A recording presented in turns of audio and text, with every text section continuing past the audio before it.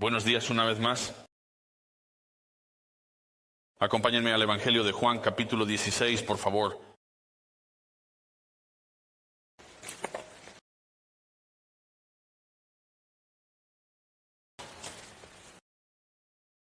Así que después de un gran tiempo, durante la Semana Santa, estamos de vuelta en el Evangelio de Juan.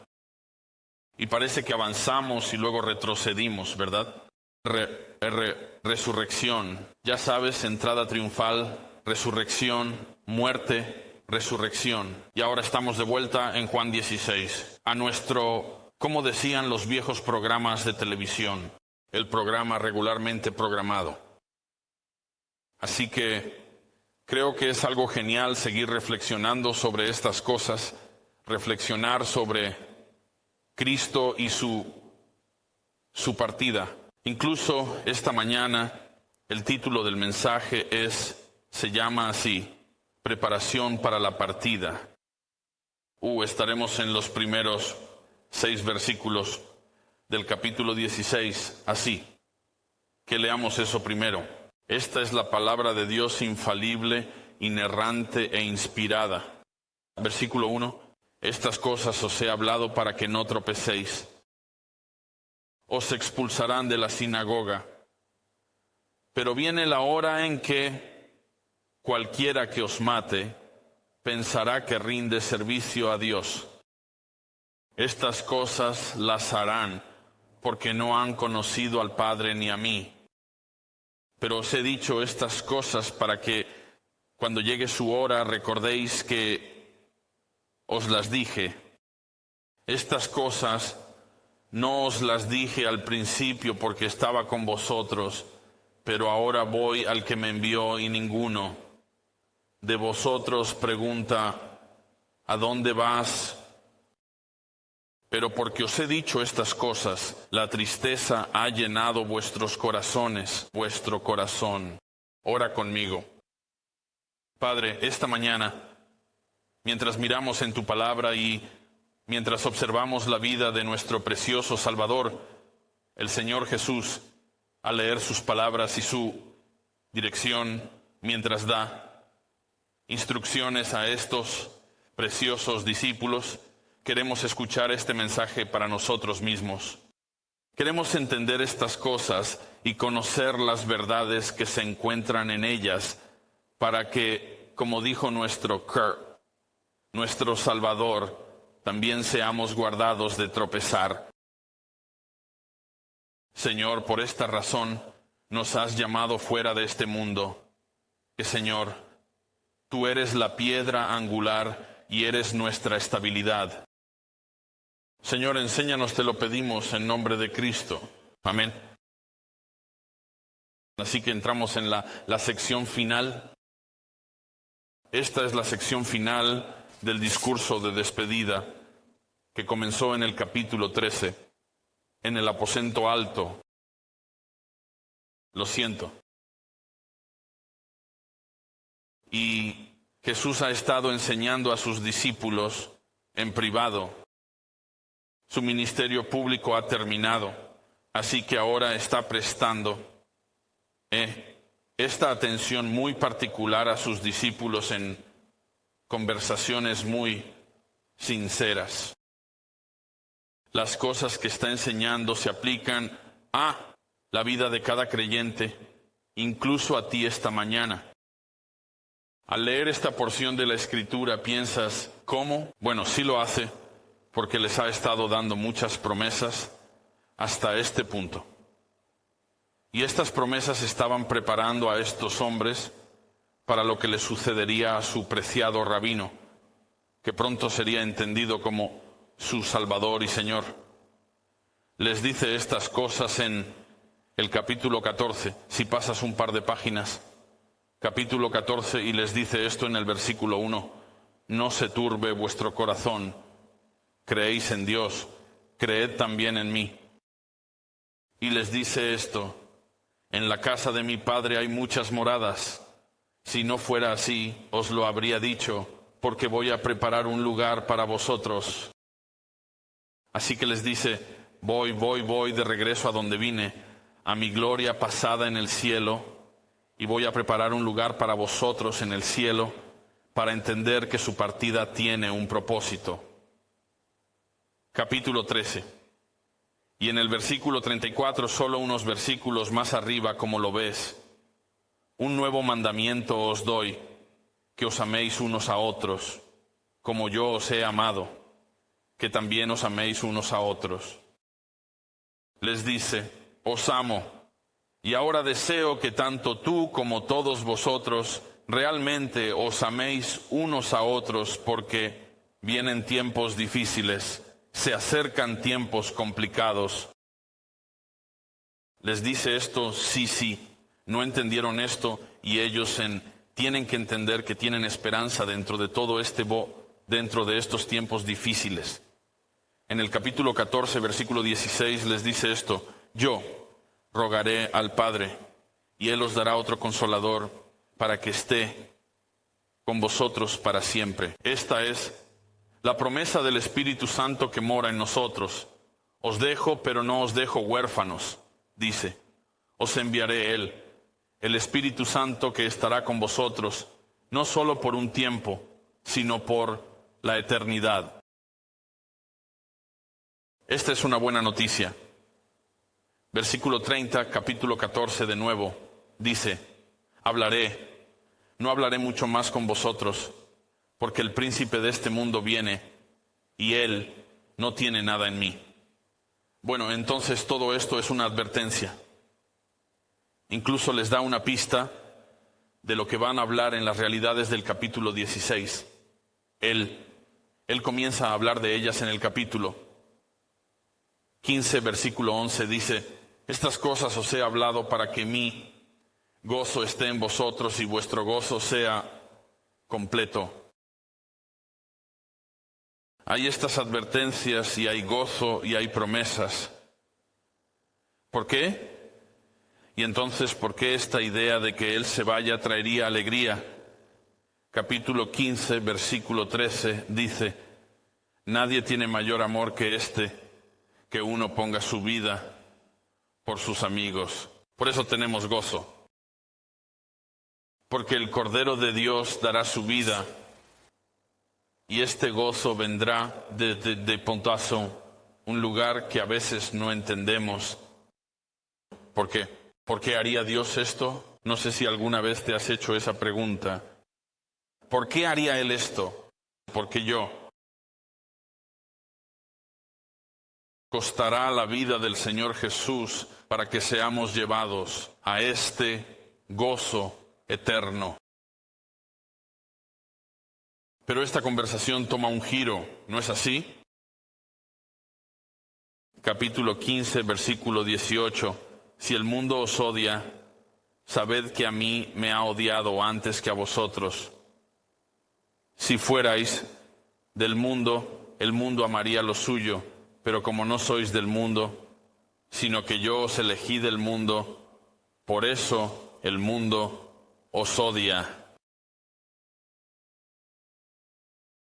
Él acaba de decirles, en el versículo 17, miren el contraste, este mandamiento,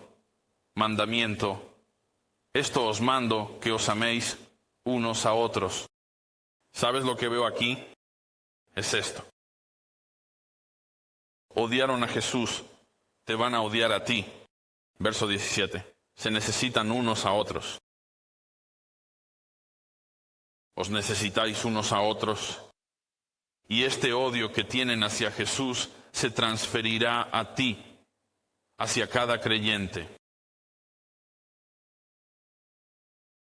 Pero ¿por qué odiaron a Jesús? ¿Por qué odiarían al hombre más grande que ha existido, el hombre Dios, Dios encarnado? Porque Él es la luz del mundo, exponiendo la oscuridad del mundo. Capítulo 3 del Evangelio de Juan, mira esto.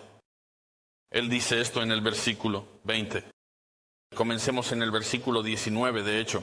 Este es el juicio, que la luz ha venido al mundo, y los hombres amaron más las tinieblas que la luz, porque sus obras eran malas.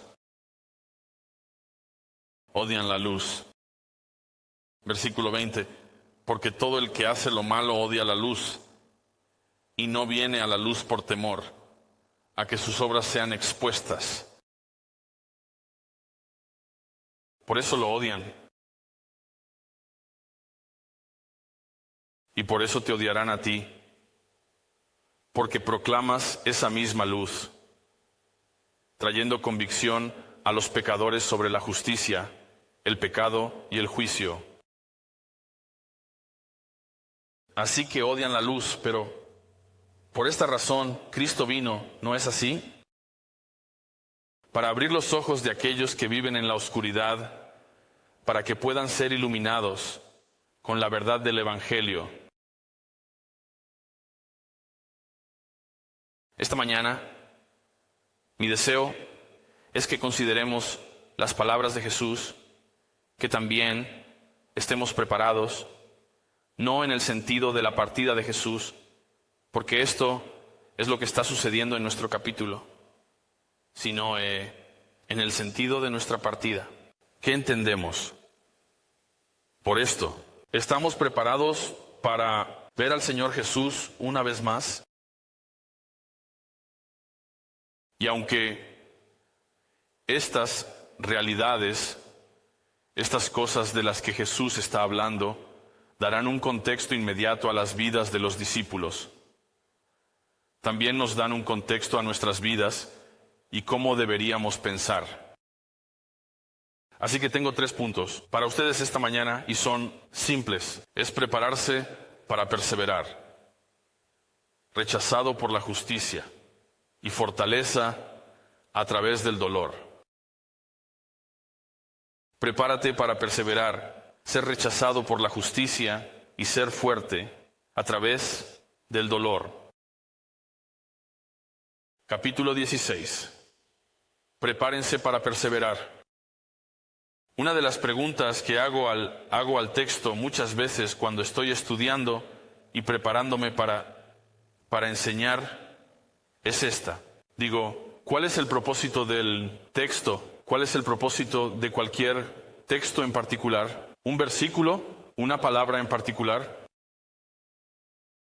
A veces no es absolutamente claro, pero en un pasaje como el nuestro sí lo es.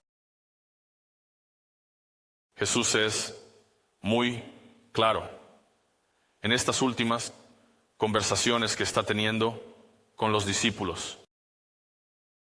Lo vemos en el uso de la palabra griega rota, que son 2 palabras en inglés, y lo verás en el pasaje como 2 palabras en inglés. Dice esto, estas cosas.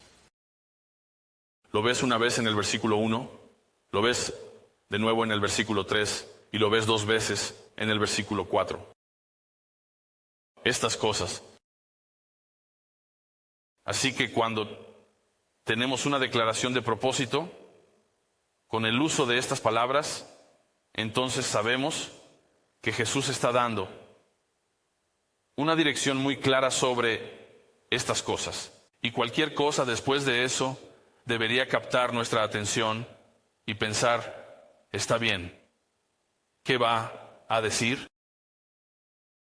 La primera es esta. Él dice esto en el versículo 1.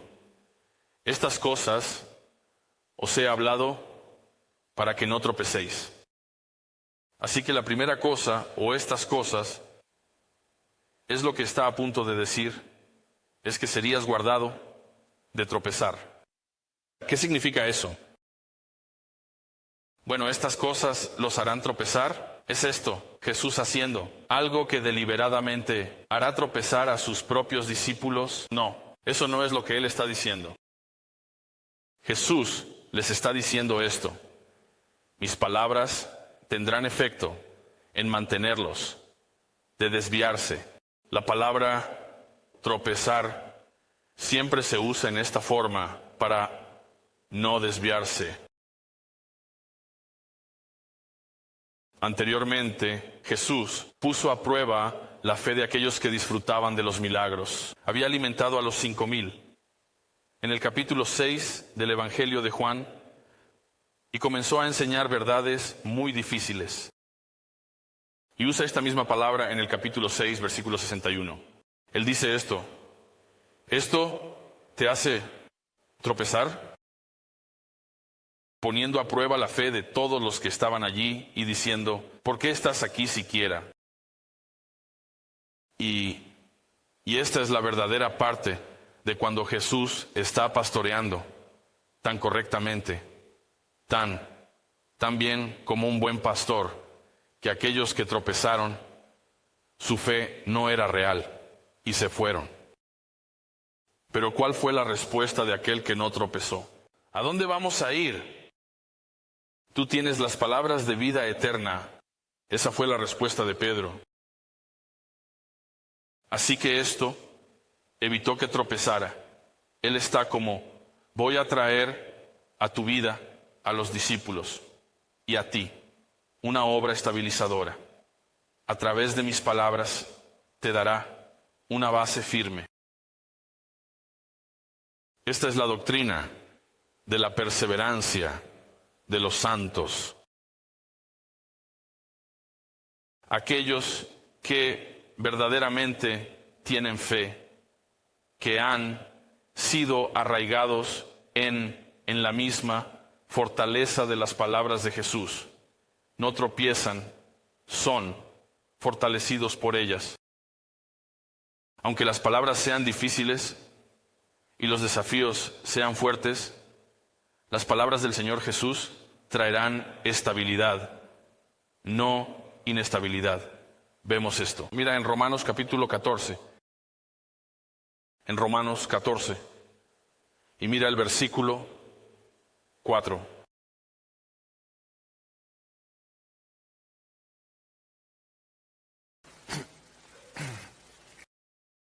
Pablo está hablando sobre la conciencia y sus principios basados en eso. Pero dice esto en una parte de la Escritura en el versículo 4. Dice: ¿quién eres tú para juzgar al siervo de otro? Para su propio amo está en pie o cae. Este es el Señor Jesús quien trae estabilidad. Él dice esto, y Él estará en pie. ¿Por qué estarás en pie? Porque el Señor es capaz de hacerle estar en pie. Él es capaz de mantenerlo sin tropezar. Capítulo 16. Romanos también. Romanos capítulo 16, en el versículo 25. Dice: ahora a aquel que es capaz de establecerte, es decir, de estabilizarte, según mi evangelio, dice, y la predicación de Jesucristo, según la revelación del misterio que le ha sido dado, mantenido en secreto durante largos tiempos pasados. A Él que es capaz de establecerte, de hacerte estar en pie. ¿No te alegra eso? En los días en que te sientes débil y no puedes, dices, simplemente no puedo hacer esto más. Y el Espíritu Santo te llama desde dentro, tú puedes. Y Jesús aquí nos dice: te mantendré de tropezar.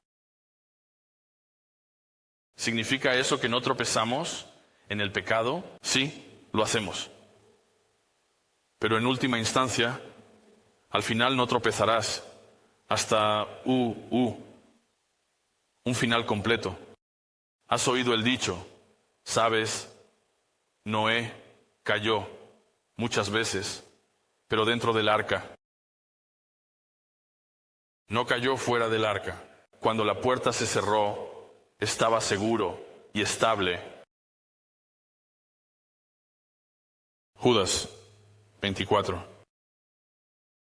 Vemos esto al final de Judas y estamos como, esto debe ser solo unos últimos versículos de despedida. No lo es. Escucha esto. Ahora a aquel que es capaz de guardarte de tropezar. ¿Quién es ese?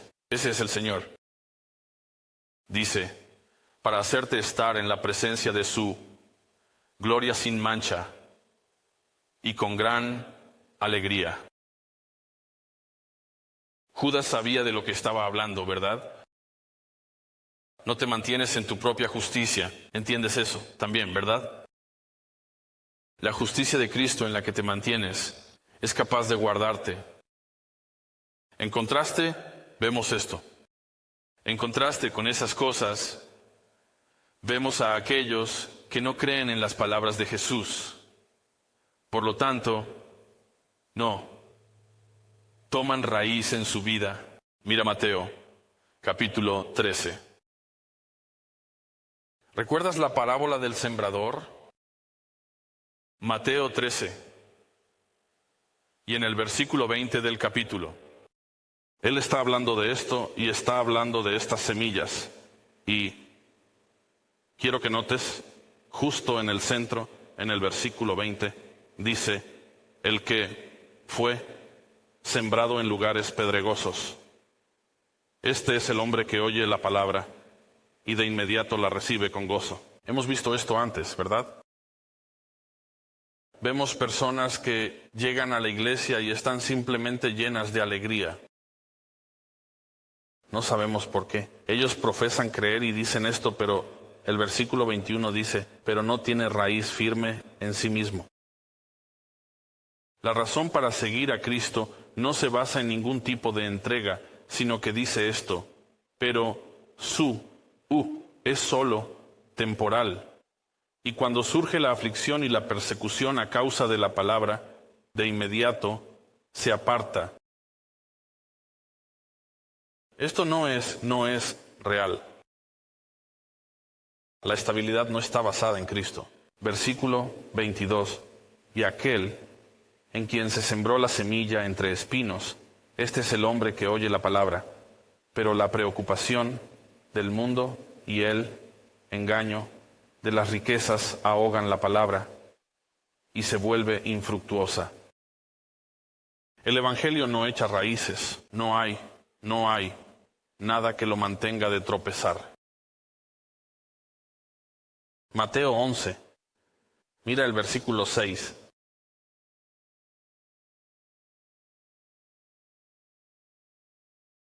Estas palabras de Jesús son, Él dice, bienaventurado el que no se ofende por mí. ¿Qué significa eso?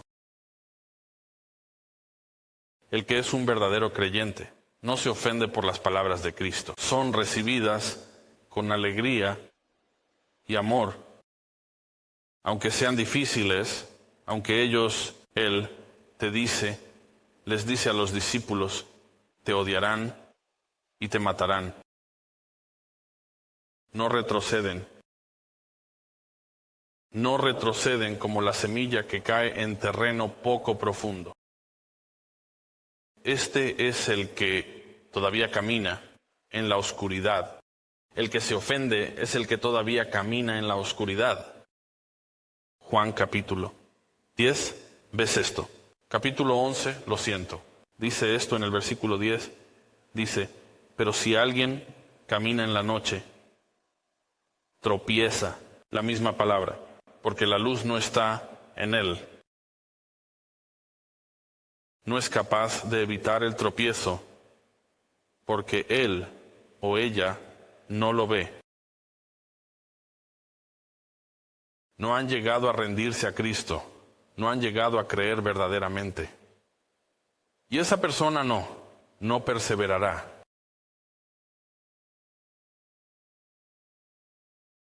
Caminando con el Señor durante tanto tiempo, como lo he hecho, he visto a muchos apostatar, muchos de aquellos que se han alejado del Señor y piensan, bueno, fueron salvados alguna vez y la gente está confundida, dicen, no entiendo esto, solía salir a evangelizar con este tipo y ahora, ¿dónde está él?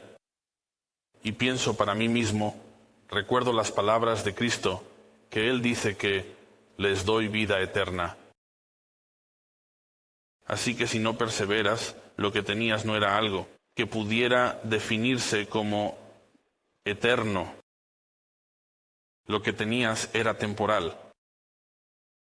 Era vida de 5 años, vida de 10 años, vida de 15 años, como quieras llamarlo. Entonces, ¿por qué es esto cierto? Porque las palabras de Jesús son verdaderas. Él dice esto: permanezcan en mí y yo en ustedes, ¿verdad? El que desea permanecer es el que le pertenece a Él, y el que le pertenece a Él será hecho para no tropezar. Así que Él les está diciendo estas palabras y ellos las están recibiendo, pero piensas en como la manera en que los discípulos pensaban y sentirán tristeza. Y la tristeza no es necesariamente algo malo, pero vienen pruebas mayores. Diría que en tu vida hay pruebas mayores, porque esta es la manera en que el Señor desea hacer crecer a sus hijos hacia la madurez. Así que entramos en esta segunda parte: rechazados por la justicia. Rechazados por la justicia. Él dice esto en el versículo 2: os expulsarán de la sinagoga, pero viene la hora en que todo el que os mate pensará que está prestando un servicio a Dios. ¿Sabes lo que recordé o lo que me vino a la mente? Es el hombre ciego. Ve a Juan capítulo 9. En Juan 9, si recuerdas que Jesús sana a este hombre ciego, este mendigo ciego fuera del templo, lo sana, y es en el día de reposo, así que obviamente está causando controversia nuevamente entre los fariseos. Y los fariseos confrontan a este hombre ciego, y mira en el capítulo 9:22, traen a los padres y escucha el interrogatorio. Sus padres dijeron: esto porque cuando se les preguntó en el versículo 21, que dieran una explicación de esto, dieran testimonio. Él dice: bueno, él es mayor de edad. Dijeron: él hablará por sí mismo. En el versículo 22 dice: sus padres dijeron esto porque tenían miedo de los judíos, porque los judíos escuchan lo que el edicto había salido. Los judíos ya habían acordado que si alguien confesaba que él era el Cristo, sería expulsado de la sinagoga. Está fuera. El decreto está fuera. Alguien profesa a Cristo públicamente, están fuera de la sinagoga. Se han ido. Explicaré eso más adelante, pero mira el versículo 25. Él entonces dijo: este es el hombre ciego que fue hecho ver. Si él es un pecador, hablando de Jesús porque acusaron a Jesús de ser un pecador, y esto es lo que él dice: si es un pecador, no lo sé. Una cosa sí sé, que aunque estaba ciego, ahora veo. ¿Quieres saber algo? ¿Quieres dar testimonio de algo? Estaba ciego y ahora veo. Ese es mi testimonio. Y casi como si pudieras escucharlo, casi como... y lo mantengo. Verso 27. Él dice esto. Les respondió: ya se los dije, porque continuaron interrogándolo y no escuchan. ¿Por qué quieren? ¿Por qué quieren oírlo de nuevo? No quieren convertirse en sus discípulos también, ¿verdad? Ahora se está burlando de ellos, lo cual es gracioso. Este tipo está tan feliz de poder ver que le importa un comino quién lo está interrogando. ¿Me van a expulsar de la sinagoga? Pregúntenme si me importa. No le importa. Verso 30. El hombre respondió y les dijo: nuevamente, él ahora va a predicar. Bueno, aquí hay algo asombroso. ¿Escuchan el sarcasmo? Aquí hay algo gracioso, fariseos, que no saben de dónde es él, y sin embargo, él abrió mis ojos. No saben quién es este hombre, de dónde es este hombre, pero ustedes conocen sus milagros. No hay manera de que no hayan investigado esto ya. Versículo 33. Si este hombre no fuera de Dios, no podría hacer nada. Ellos le respondieron: tú naciste completamente en pecados y nos enseñas a nosotros. Entonces, ¿qué hicieron? Entonces lo expulsaron ¿de qué? Misma expresión, fuera de la sinagoga. Lo echaron de la sinagoga. Lo expulsaron. ¿Qué significa esto en el primer siglo? Sabes, hoy en día no importaría, ¿verdad? Como si te expulsaran de esta iglesia. Aquí dirías, bueno, ya sabes, probablemente haya otra iglesia en la calle. Simplemente iré allí, ¿verdad? Pero en el primer siglo, lo que significaba ser expulsado, ser echado de la sinagoga, esencialmente sería ser expulsado de la nación por completo. Probablemente perderías tu trabajo, probablemente perderías a tus amigos, perderías familiares, perderías el negocio, lo perderías. Podrías ser expulsado y para convertirte en un mendigo. Así que piensa en esto, es lo que Jesús está diciendo a sus discípulos en el capítulo 16. El costo de su discipulado, de seguir a Jesús, era muy alto. Y creo que ese es parte del problema hoy en la iglesia moderna. No te cuesta mucho seguir a Jesús, pero si fueras expulsado y te convirtieras en un paria, un marginado, podrías pensarlo 2 veces. ¿Crees que yo pienso en Saúl, Pablo, de Saúl, siendo mencionado o involucrado en estas acciones de expulsar a la gente de la sinagoga? Mira, Hechos capítulo 26. Él da testimonio sobre sí mismo de lo miserable que era y las cosas que hizo. En Hechos capítulo 26, en el versículo 9, dice: entonces pensé para mí mismo que tenía que hacer muchas cosas hostiles al nombre de Jesús de Nazaret. Él continúa: estaba tan engañado, y esto, dice en el versículo 10, es justo lo que hice en Jerusalén. Él dice: hice todo tipo de otras cosas. Él dice: no solo encerré a muchos de los santos en prisiones, a muchos de los cristianos, dijo, habiendo recibido autoridad del sumo sacerdote, sino que también cuando estaban siendo condenados a muerte, voté en su contra, di mi aprobación entusiasta a su muerte. Versículo 11, y como castigo, los castigaba a menudo en todas las sinagogas. Traté de forzarlos a blasfemar. Los puso delante de la sinagoga: te expulsaré si no renuncias a Cristo. Y estando furiosamente enfurecido con ellos, ferozmente, lo siento, mientras los perseguía incluso hasta ciudades extranjeras. Es como si ellos se fueran y dijeran: déjame simplemente alejarme de esto. Los cristianos dicen: déjame encontrar consuelo en alguna otra ciudad, y ahí va Saulo tras ellos. Como: déjame en paz. Y también ves esto, ve a Gálatas capítulo 1. Gálatas 1. Él explica esto un poco más. En el versículo 13, porque habéis oído de mi anterior manera de vivir en el judaísmo. Cómo solía perseguir a la iglesia de Dios más allá de lo imaginable e intentaba destruirla. Eso es lo que era.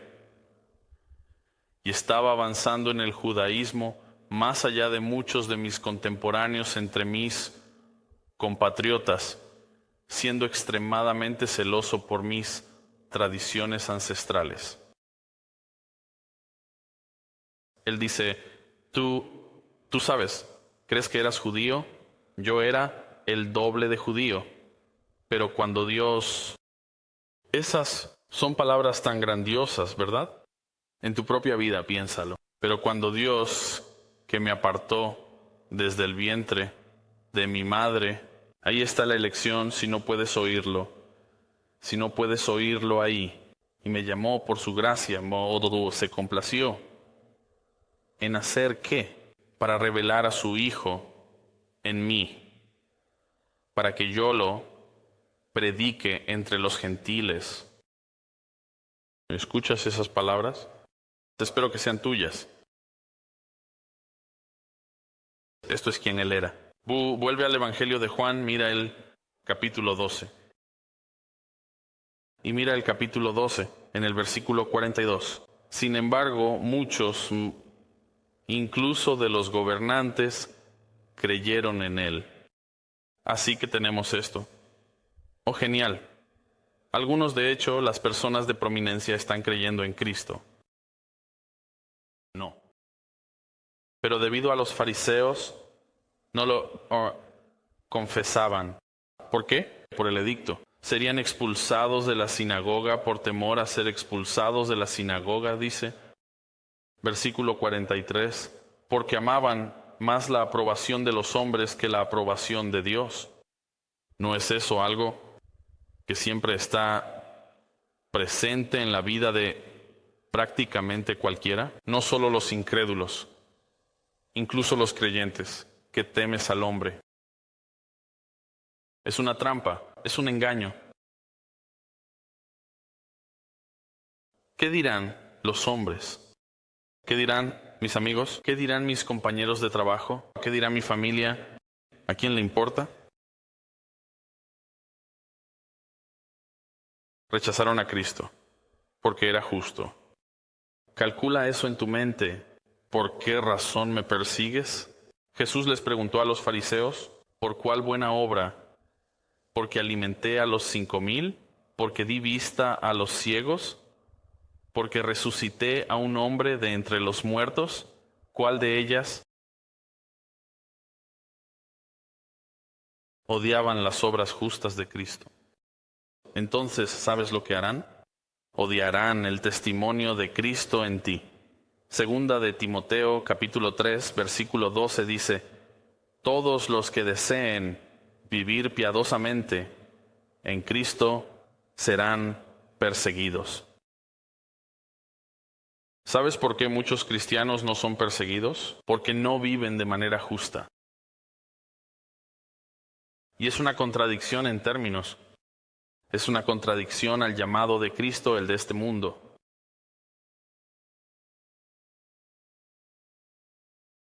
Jesús advierte más adelante. En el versículo 2 de nuestro pasaje, Jesús dice, viene una hora. Y yo incluso diría, y ha llegado en que matarán a los creyentes. Y Él dice, así es como lo describe porque piensan que estarán ofreciendo servicio a Dios. Porque es eso importante. La palabra para servicio en griego es latreia. Significa adoración y servicio a Dios como los deberes de los sumos sacerdotes en ese tiempo. Así que matarán a los cristianos y creerán que están adorando a Dios.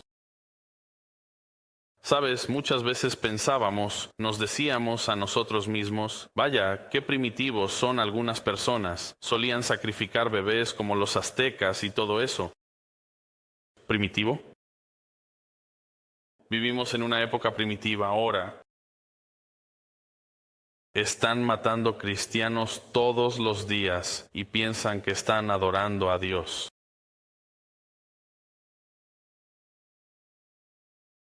Matarán a los cristianos y creerán que esa adoración es un mal absoluto. Y esto va a ser absolutamente cierto para los discípulos, ¿no es así? serán perseguidos, la mayoría de ellos asesinados por su religión.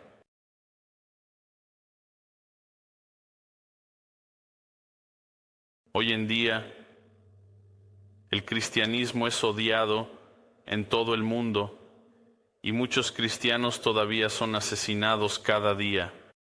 ¿Es esto nuevo? No, no es nuevo. Los politeístas romanos, en esta época, el primer siglo, creían en muchos dioses y ponían a los cristianos en esos deportes de espectadores donde soltaban animales salvajes sobre ellos y les decían cosas como renuncia a Cristo. Y como creían en un solo Dios, los definían. En aquel entonces la definición era diferente. Los definían como ateos. Recuerdo a Policarpo, el discípulo directo de Juan.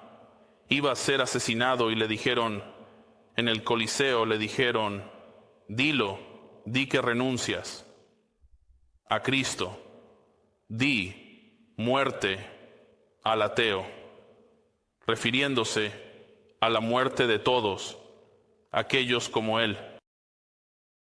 Y en desafío miró alrededor del Coliseo y miró a todos y dijo, muerte al ateo. Ustedes son los ateos, no yo.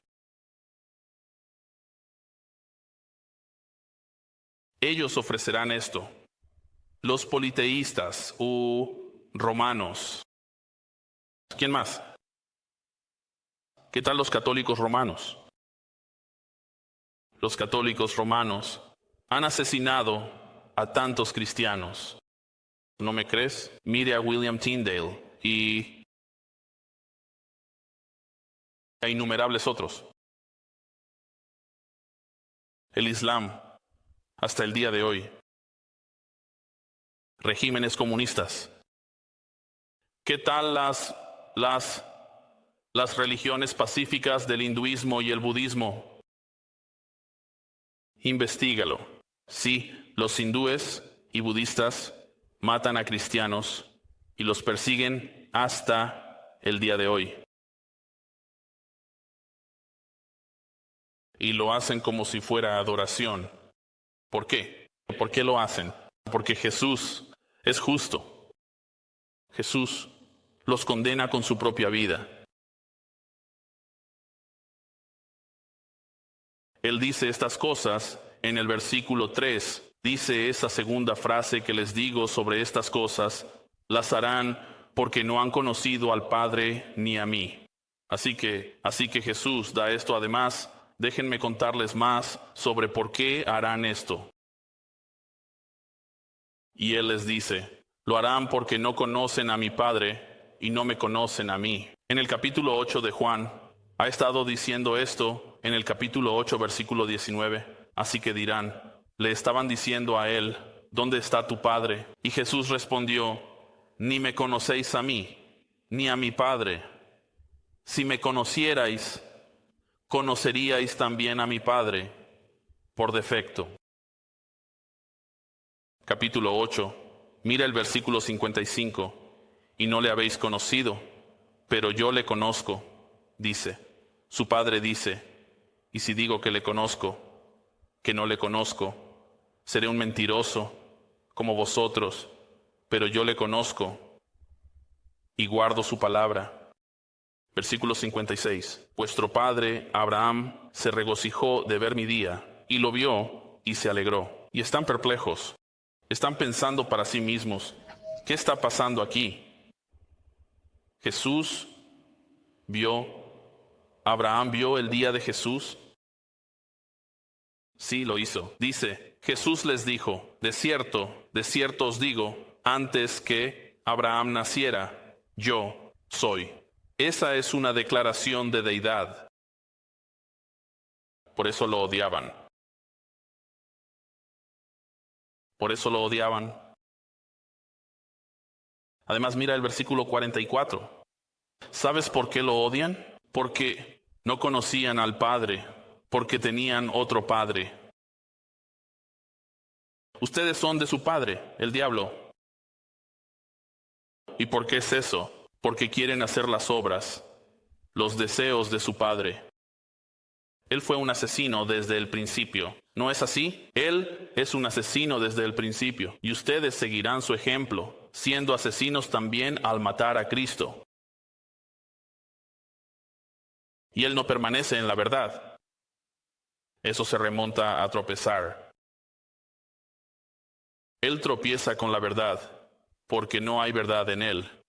Cada vez que habla una mentira, el diablo, es decir, la habla de su propia naturaleza, porque es un mentiroso y el padre de la mentira. El Papa Francisco murió hace unos días, ¿verdad? Pasará a la historia como uno de los papas más blasfemos que jamás haya existido. Dijo cosas como: todas las religiones son caminos hacia Dios. Incluso dijo, y cito: no tienes que creer en Dios para ir al cielo. ¿En serio? Hebreos, capítulo 11. ¿Quién tiene razón? Versículo 6. Hebreos 11. Sin fe es imposible agradarle. Eso es a Dios. Porque el que se acerca a Dios debe... Hay una palabra ahí, ¿verdad? Debe creer que Él existe y que es galardonador de los que le buscan.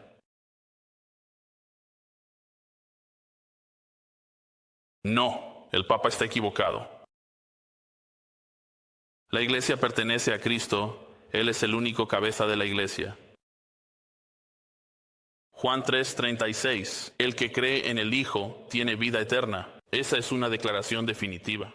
Pero el que no obedece al Hijo no verá la vida, sino que la ira de Dios permanece sobre él. Y la ira de Dios permanece sobre el Papa Francisco hoy. ¿Por qué mencioné eso? Porque ya sabes, existe esta sensación de hoy en día, este entendimiento ecuménico de decir, bueno, ya sabes, todos los caminos llevan a Dios, no tienes que dividirte por estas cosas. La Biblia se divide por estas cosas. Jesucristo se divide por estas cosas.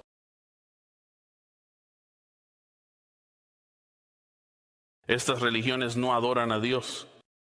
No adoran al Padre porque no creen en el Hijo. Simplemente no lo hacen. Y eso no es por mi autoridad, es la autoridad de la propia Escritura. 1. Juan, el mismo escritor de nuestro Evangelio, capítulo 3. Él dice esto en el versículo 1. Mirad cuán gran amor nos ha otorgado el Padre para que seamos llamados hijos de Dios, y eso es lo que somos, dice él. Por esta razón, el mundo no nos conoce, porque no lo conoció a él. Hacen esto porque no conocen a Dios y no te conocen a ti. No te entienden. Ánimo, cristiano. Predica el Evangelio incluso a los enemigos de la cruz. ¿Entiendes eso? Porque Dios se gloría. Dios se gloría en salvar a aquellos que lo odian. ¿Tú fuiste una vez esa persona? ¿Qué testimonio del carácter de Dios, no es así? Todos aquellos que han llegado a un conocimiento salvador del Señor Jesús, fueron una vez enemigos de la cruz. Romanos 5:10. Mi último punto es el dolor o la fortaleza a través del dolor. Fortaleza a través del dolor. Regresa a Juan 16, mira el versículo 4. Pero estas cosas os he hablado, para que cuando llegue la hora, recordéis que os las dije. Estas cosas no os las dije al principio porque estaba con vosotros. versículo 6. Y la última parte del versículo 6 es: el dolor ha llenado vuestros corazones. Esta es la omnisciencia de Jesús, ¿verdad? Él sabe lo que está pasando en nuestros corazones. Nadie tuvo que decírselo. Eso es Juan 2.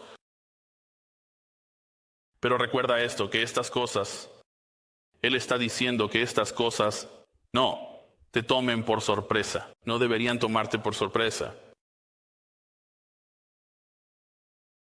La misma idea del versículo 1. ¿Por qué razón está diciendo estas cosas en el versículo 4? Es para que no tropieces. En esa hora comenzó que adoran y te perseguirán y lo llamarán en realidad adoración. Pero nuestra fuerza vendrá del dolor. Su fuerza vendrá del dolor. Porque sabemos esto. A través de la sangre de los mártires, la iglesia nació.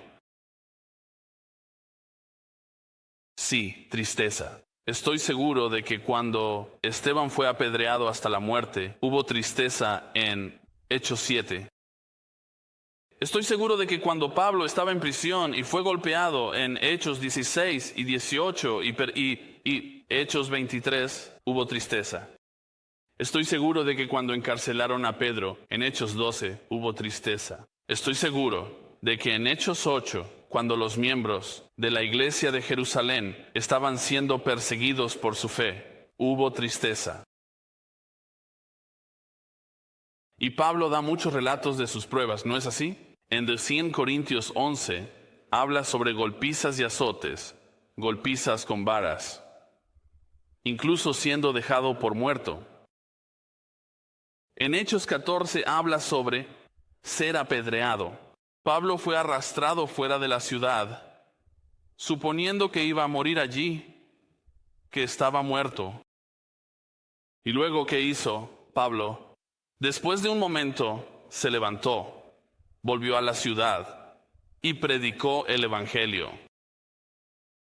Estoy seguro de que hubo tristeza. Lo miraban como diciendo: este hombre está golpeado y magullado. La tristeza se había instalado en estos hombres, y a veces la tristeza se instala, incluso en nuestras vidas. ¿Pero qué sucede? La resurrección les recordaría, nos recuerda que esto no ha terminado. Te recuerda esta conversación y a entender que aunque pueda haber tristeza ahora, habrá alegría. Esto es lo que Jesús dijo en el versículo 4. Al final dice: estas cosas no os las dije al principio. No podíais contener estas cosas. Iban a ser demasiado difíciles para vosotros. Todo el odio y la persecución que se impondría a Jesús estaría sobre él mientras esté con ellos. ¿Entiendes eso? No hay ningún relato en los evangelios donde alguno de los discípulos fuera perseguido mientras caminaban con Jesús. Toda la atención, todo el odio estaba sobre Cristo mientras Él estaba allí. Pero tan pronto como Él se fuera, se transferiría. Y tienen que entender este propósito. Tienen que entender con qué propósito. Versículo 5. Pero ahora voy a aquel que me envió. Y Él dice esto: y ninguno de ustedes me pregunta: ¿a dónde vas? ¿Qué está pasando aquí? El mismo contexto de lo que les estoy diciendo ahora, en este caso, lo vemos en Juan 13:36, que Pedro hizo la misma pregunta. Y en Juan 14:5, incluso Tomás hizo la misma pregunta. Entonces, ¿qué está diciendo Jesús cuando dice, no me preguntaron? Jesús les está diciendo esto. Esto es una reprensión, una suave reprensión. Pero es triste porque Jesús está diciendo, no están preguntando esto con un propósito que va más allá de ustedes. Es como la razón por la que preguntas se basa solo en ti, pero te pido que preguntes, que conozcas mi corazón, que entiendas que te estoy preparando para cuando me haya ido. Porque esto es lo que sucedió en el capítulo 13 del Evangelio de Juan. Cuando Pedro preguntó, él dice esto en el versículo 37. Por esto todos sabrán que son mis discípulos si tienen amor los unos por los otros. Siguiente versículo. Dice, Pedro le dijo, Señor, ¿a dónde vas? Jesús respondió, a donde yo voy, no puedes seguirme ahora, pero me seguirás después. Él les está señalando, escuchen, hay un entendimiento mayor en lo que les estoy diciendo. No quiero decir que me voy a otra ciudad y no pueden venir conmigo todavía. Me voy. Estoy saliendo de este mundo. Y él dice esto. Pedro le dijo, por eso estaba apenado en el capítulo 16. Señor, ¿por qué no puedo seguirte ahora mismo? Daré mi vida por ti. Versículo 38. No lo harás, Pedro. No lo harás. Así que Jesús está apenado en el capítulo 16. Ustedes no preguntaron de acuerdo a su comprensión miope y superficial, evidenciada al permitir que la tristeza echara raíces en su corazón. Así que no debemos permitir que el desánimo eclipse el propósito mayor de Dios. Y para concluir, quiero darles esto. Hay 2 razones para regocijarse. Aunque hay tristeza aquí. Hay 2 razones para regocijarse. Miren el versículo 7. Pero les digo la verdad. Les conviene que me vaya. Porque si no me voy, el ayudante no vendrá a ustedes. Pero si me voy, se lo enviaré a ustedes. Espíritu que estará con ustedes para siempre. Tengo que irme. Deben regocijarse de que me estoy yendo. Esta es una comprensión única de la enseñanza del Nuevo Testamento, de que los santos tendrán el Espíritu Santo morando en ellos. Y hablaré sobre eso la próxima semana. La segunda es esta. Miren el versículo 22. Esto es para que ustedes hoy tengan tristeza ahora, tienen pena ahora. Entendido, él dice básicamente, entiendo esto, pero los veré de nuevo y su corazón se regocijará y nadie les quitará su alegría. Nadie. Su corazón saltará de alegría porque verán que he resucitado de entre los muertos. Así que les digo esto, iglesia. Confíen en el Señor Jesús cuando la tristeza, debido a la falta de tal vez comprensión o no tener todas las respuestas se instale. Confíen en Él. Y oren por valentía. Y si están sentados aquí frente a mí y no han llegado a conocer a Cristo como su Salvador, les ruego. La Biblia dice, la paga del pecado es muerte, lo que significa que un día estarán ante Dios y responderán por cada pecado que han cometido en esta tierra. A menos que se comprometan a Cristo esta mañana. Mirarán su vida perfecta, sin pecado, su muerte expiatoria. Eso significa que Él pagaría por los pecados de todos aquellos que creerían y luego al tercer día, resucitaría de entre los muertos, para dar vida a aquellos que vendrán y se rendirán a Él. Así que les digo, crean en el Señor Jesús, arrepiéntanse, porque los días son oscuros. Oren conmigo.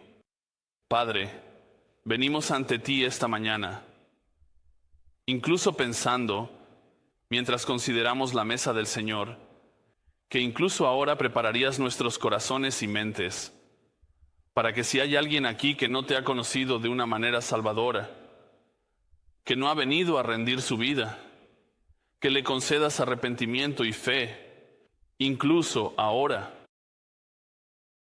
O al hacerlo, que lo salves para tu gloria y honor. Oro ahora por aquellos que no han creído y no creerán para que no participen de la mesa del Señor. Tu palabra dice que un hombre debe examinarse a sí mismo y, al hacerlo, comer del pan y beber de la copa, porque aquellos que comen de manera indigna traen juicio sobre sí mismos. Así que oro ahora, Señor, para que fortalezcas a tu iglesia, mientras participan de una manera digna, porque tu Hijo fue digno y es digno ahora. Pedimos estas cosas en el nombre de Cristo. Amén.